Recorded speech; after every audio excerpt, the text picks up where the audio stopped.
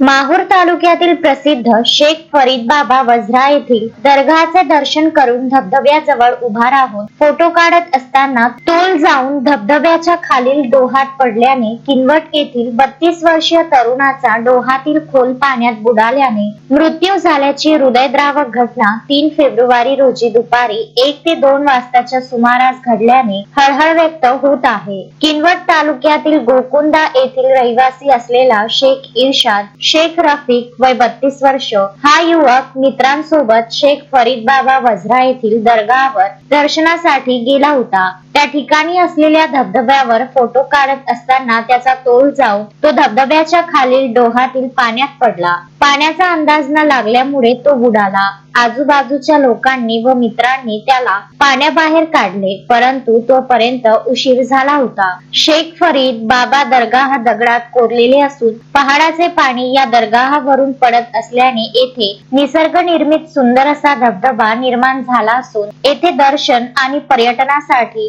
लाखोंच्या संख्येने भाविक पर्यटक येतात। अनेक भाविकांचा येथे बुडून मृत्यू झालेला आहे, परंतु शासनाने याकडे सतत दुर्लक्ष केल्याने आणखी जीव जाण्याआधी येथे येणाऱ्या भाविक आणि पर्यटकांच्या सुरक्षेसाठी उपाययोजना कराव्यात अशी मागणी होत असून घटनेची माहिती मिळाल्याने पोलीस घटनास्थळावर पोहोचले होते। संजय गोगरे, विदर्भ न्यूज, माहूर।